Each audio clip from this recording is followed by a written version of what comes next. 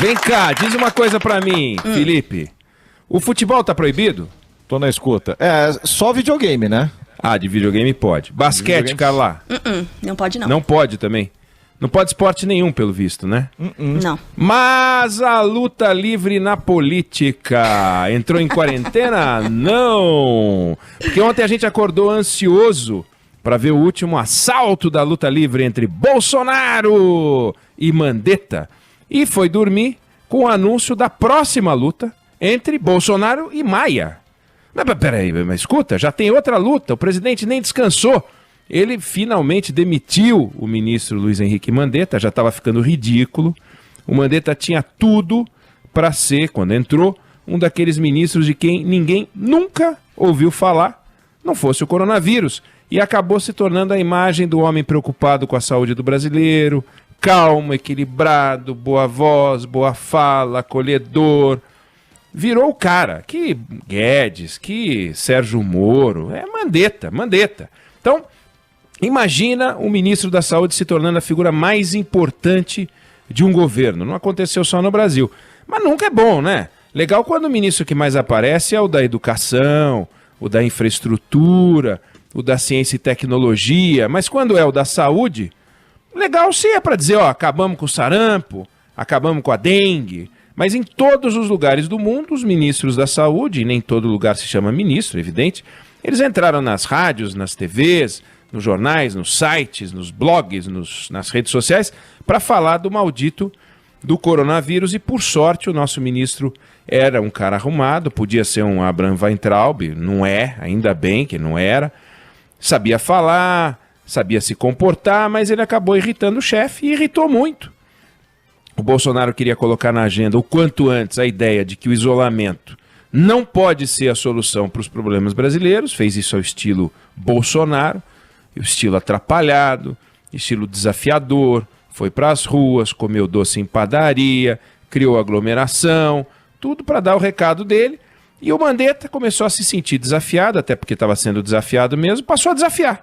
E aí, quando ele desafiou o presidente, errou feio, deu uma entrevista estabanada e acabou demitido. E no presidencialismo é assim, você não é ministro, quem te faz ministro é o presidente. Você pode aceitar o cargo ou não, mas depois que você aceitou, não dá para você se comportar como se o cargo fosse seu. Então o presidente quis trocar, tinha que trocar, vamos combinar. E se quisesse, ele poderia ter escolhido alguém que defendesse tudo aquilo que ele defende, do jeito que ele defende. Perfis desse tipo não faltam, tá aí o Osmar Terra. Estava pronto para ser nomeado, se o presidente convidasse, ele ia aceitar, mas ele foi atrás de um nome aprovado pela comunidade médica, ouviu gente. E como a gente não sabia como seria essa troca, foi que eu disse que o Brasil foi dormir um pouco ansioso, preocupado, acordou ansioso. O que será que esse novo ministro vai dizer? Não é fácil achar alguém para suceder um showman como o Mandetta. E ele teve a felicidade, o Bolsonaro, de achar o doutor Nelson Taik. E as primeiras palavras do novo ministro foram tranquilizadoras, equilibrado, técnico, defende a ciência, não defende o fim assodado da política de isolamento, não faz movimentos bruscos, pelo menos ele diz nada de movimentos bruscos. Então a gente ganhou. Acabou o conflito, nada mais saudável do que a gente ter um ministro que se entende com o chefe, né? Que respeita o chefe, um chefe que admira o seu ministro. E começa uma nova relação mais integrada, que é do que a gente precisa. E aí, como eu disse, a luta livre na política é a única atividade que não está em quarentena. A gente acordou com a expectativa da troca e foi dormir com o anúncio da próxima luta entre o Bolsonaro e o Maia. Porque após o anúncio do novo ministro, o Bolsonaro dá uma entrevista para a CNN e senta a burduna no presidente da Câmara. O Brasil não merece a atuação dele na Câmara, disse. Qual é o objetivo do senhor Rodrigo Maia? Parece que estão querendo me tirar do governo. O Maia tem que me respeitar como chefe do executivo.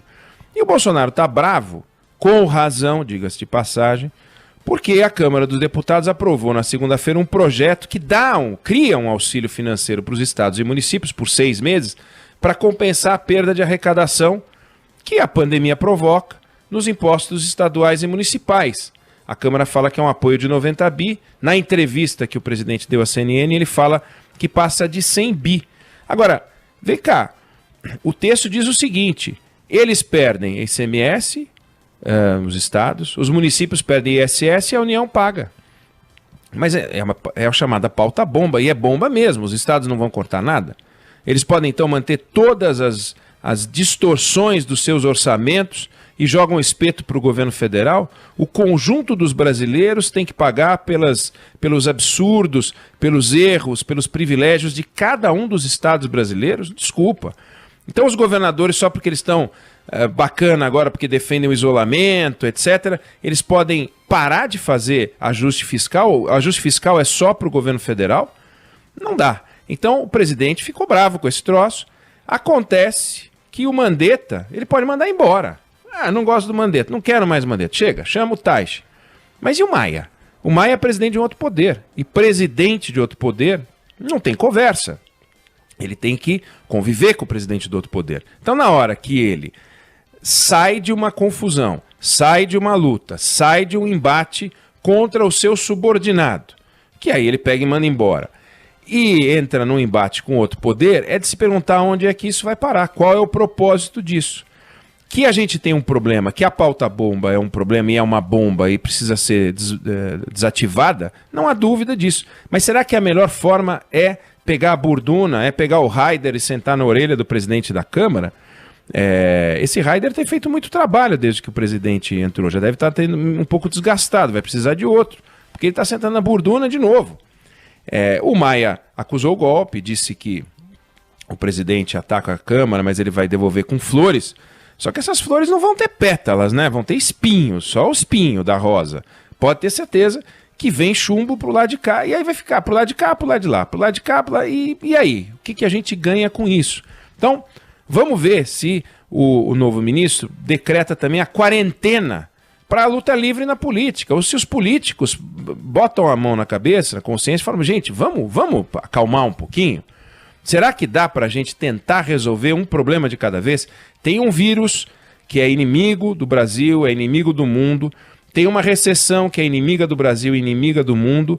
Não dá para agora ficar uma briga em procurar inimigos pessoa física com braço e com perna. Temos que vencer esses dois problemas. O Brasil vai ter uma queda monumental de PIB esse ano. A retomada do ano que vem não vai compensar a queda desse ano.